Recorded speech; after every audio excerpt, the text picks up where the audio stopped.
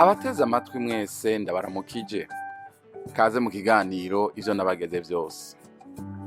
Igihe Yesu yasezera abigishwa biwe yabahaye icagezo ngo bagende bahindura amahanga yose abigishwa, bababatize, baheze babigishe kwitondera ivyo yabageze vyose. Muri iki kiganiro mutegurirwa mukongera mugashikizwa na jewe Yohani Niyondiko, biciye kuri radio Ivyizigiro no ku zindi mbuga zikoresha ubuhinga bwa none.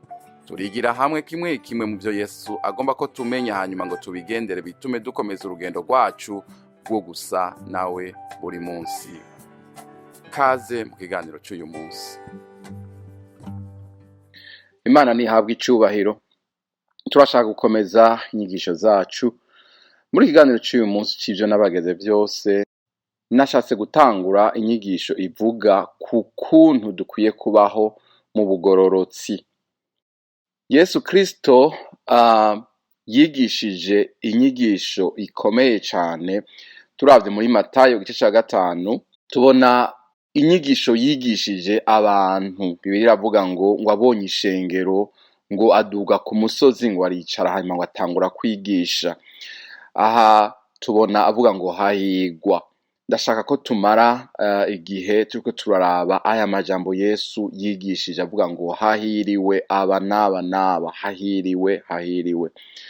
Mu by'ukuri uravye Yohana Umubatizi yatangura kwigisha, yavuga ngo ni mwihane kuko ubwami bw'Imana buri hafi. Na Yesu Kristo atanguye igikorwa ciwe cyo kwigisha, nawe yavuga ati ni mwihane, ubwami bw'Imana buri hafi, ubwami bw'Imana bwashitse, ubwami bw'Imana buri hagati muri mwebwe. Imana nihabwa icubahiro. Hanyuma rero aduze ku musozi ngo akicara, atangura kubigisha, atangura kwigisha abantu. Arababwira ati hahiriwe abameze batya, hahiriwe abameze batya, hahiriwe abameze batya. Ni muri Matayo igice ca 5. Uravye kuva ku murongo wa mbere gushika ku murongo wa 48 turabona ingene Yesu yigisha ku bugororotsi, ubukiranutsi. Utanguye ku murongo wa 3 turabona avuga ngo hahigwa boro mu mitima yabo. Intango y'ubugororotsi, intango y'ugugororoka nukumva yuko uri umworo mu mutima, ugatangura kubona ubukene bwawe. Hanyuma ivyo bikumanura ahantu urondera uti none no umutunzi gute. Imana nishimwe cyane. Ukomeje kuva mu gice ca 6 ku murongo wa mbere gushika kuri 18 naho Yesu yigishije ingene dukwiye kubaho muri ubwo bugororotsi. Ubu bugororotsi nibwo buranga ubwami bw'Imana. Mu yandi majambo, mu bwami bw'Imana babaho gute? Babaho mu bugororotsi. Imana idufashe cyane. Babaho mu buryo ivyo bakora byose, ivyo dukora byose, uko tubaho tutabikora ngo tubonwe n'abantu, ariko tuba twizeye Imana yaduhamagaye ko ariyo yo yibonera mu mpisho, iratubona kandi iraduhemba canke izoduhemba igihe gikwiye kigeze. Iratwita, iratwitwararika buri munsi, buri gihe cyose. Ntidukora, ntiturondera kuba abakiranutsi, abagororotsi ngo tumenywe n'abantu cyangwa ngo dushimwe n'abantu. Oya, Yesu yigisha avuga ati muri ubu bwami uko mugomba kubaho, uko mukeneye kubaho, mubaho murondera cyangwa mufise ubucuti n'Imana ibonera mu mpisho kandi ihemba umuntu wese. Ukomeje kuva kuri 19 kuzogera kuri 34 urabona Yesu avuze iyindi nyigisho ati mu bwami bw'Imana barasenga, mu bwami bw'Imana barisonzesha, mu bwami bw'Imana hariho gutanga. Imana idufashe cyane. Ukomeje kandi karaba kuva gutangura igice c'indwi akomeza kwigisha kumva ku murongo wa mbere gushika ku murongo wa 12 aragaruka agakomeza kwigisha ingene mu bwami bw'Imana, dans le royaume de Dieu, ingene abantu duhamagarirwa kubaho muri ubwo bugororotsi, kubaho mu bugororotsi. Avuga ati mwiyubare. Agabisha abantu ati ntimube nk'abafarisayo barondera iki? Kumenywa n'abantu, gushimwa n'abantu, ariko mugume mudepanda ku Mana. Yesu yasozereye inyigisho yiwe mu gice c'indwi kuva kuri 13 gushika ku murongo wa 27 yigisha abantu guhitamwo hagati y'ibintu bibiri. Avuga ati hari irembo ripfunganye, hari kandi hari n'inzira yagutse, irembo ryagutse, ati hitamwo. Aravuga kandi ku biti bibiri, ati hariho igiti cama imbuto nziza, ati hakaba n'igiti cama imbuto zitarizo. Ati ntabwo igiti kimwe gishobora kwama imbuto nziza n'imbuto mbi, oya, igiti ciza cama ivyamwa vyiza, igiti kibi cama ivyamwa bibi. Ati rero hakeneye kubaho guhitamwo. Inzira ni zibiri, uhitemwo inzira ujana. Ntushobora kujana inzira zibiri, oya. No mu Kirundi baravuga ngo amayira abiri yananiye imfyisi. Ati kandi igiti kimwe Yesu avuga ntigishobora kwama ivyiza n'ibibi, oya. Yesu kandi arigisha ku bubatsi babiri, ararangiza iyo nyigisho yiwe avuga ku bantu bubaka ku rutare n'abantu bubaka ku musenyi. Aravuga ati abahigwe nabubaka ku rutare, abahigwe nabubaka ahantu heza, hamwe imvura isegenya, isuri, imiyaga izoza itazonyiganza iyo nzu. Kubera iki? Yubatswe ku rutare. Ariko abubaka ku musenyi, inzu isenyerana ryayo riba rikomeye. Imana idufashe cyane. Mu ncamake rero inyigisho ya Yesu itangura itwereka yuko abantu bose, kandi Bibiliya bitubwira ngo abantu bose baracumuye, bose bakoze ivyaha. Abantu rero twese kugira dushikire ubugororotsi bw'Imana dukeneye kubanza guca bugufiya. Ubu bugororotsi si ubwo twiha twebwe, ni Imana ibuduha, kandi yarateguye inzira yo kubuduha. Ni muri Kristo Yesu, bica mu kwakira, mu kwemera, mu kwizera Yesu Kristo n'igikorwa yakoze ku musaraba. Imana idufashe cyane. Mu yandi majambo, ni gute duhinduka abagororotsi? Muri Matayo 5 kuva kuri 1 gushika kuri 6 harabitwereka, kandi ubikurikiranye ni intambuko zine zikurikira. Ubwa mbere avuga ati hahigwa aboro mu mitima yabo.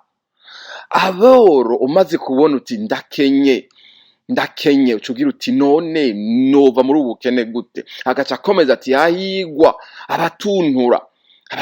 batuntuzwa n'iki?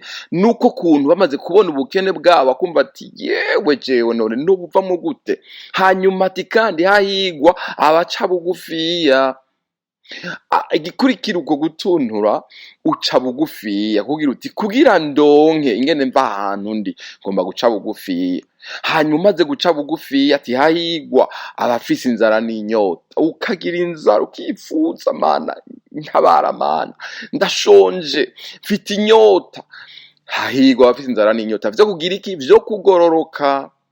Kuko navuze nti Yesu yariko yigisha ati ubugororotsi nibwo butunga, nibwo buranga ababa mu bwami bwanje, mu bwami bw'Imana. Rero Yesu aravuga ati hahigwa aboro mu mitima yabo, abo bagatuntuzwa nuko bafise ubwo bworo, hanyuma bakicisha bugufiya, bakagira inzara n'inyota vyo kugororokera Imana. Imana idufashe cyane. Kuva kuri 7 gushika kuri 12 Yesu aca yerekana les résultats canke ibiva muri uko guca bugufiya no kurondera no kugira inzara n'inyota vyo kugororoka. Kavuga ati umaze kugera aho hantu ugaca bugufiya ukagira inzara n'inyota, Imana igukorera kuko wajanye umutima w'ukuri wose, Imana irakwishura. Muri Kristo Yesu nkuko namaze kubivuga, turonka iki? Agakiza, turonka imbabazi. Hanyuma tukaronka iki? Tukagira imitima itanduye. Hanyuma tugatangura kugira iki?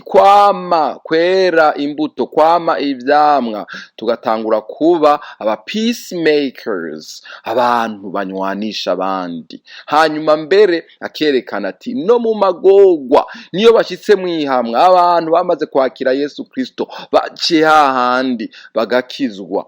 No mu magorwa naho nyene bagira umunezero, baranezerwa naho bariko baca mu magorwa, kuko bafise ikintu c'igiciro muri bo mitima yabo. Imana idufashe cyane.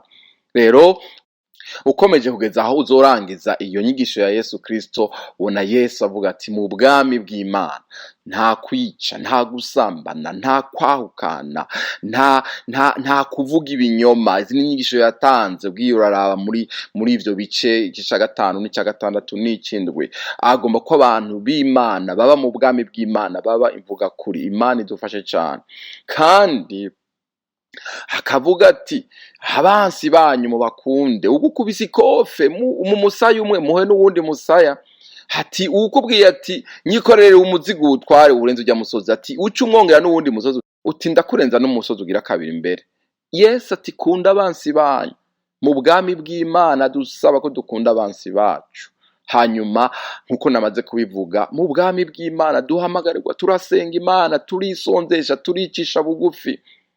Imana idufashe kandi habaho gutanga, habaho gusangira n'abandi, habaho gufasha abakene, habaho gufasha aboro. Imana idufashe.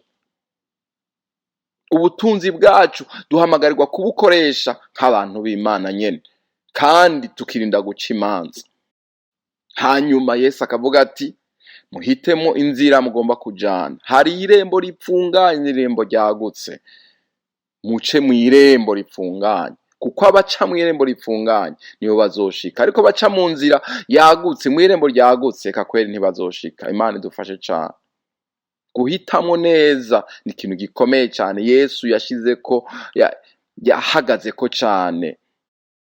Yesu akarangiza avuga ati muhitemo neza, muhitemo neza, mutazoba muri bamwe bazovuga bati mbega ko twakora ibitangaza mu izina ryawe. Mbega nawe Yesu ati abamvumereza ngo mwami mwami sibo bazokwinjira mu bwami bw'Imana. Imana idufashe cyane. Imana iduhezagire. Imana idufashe kuba abagororotsi, bigaragaze ko turi abo mu bwami bw'Imana koko. Imana idufashe. Inyigisho tuzoyikomeza. Imana iduhezagire twese. Amen.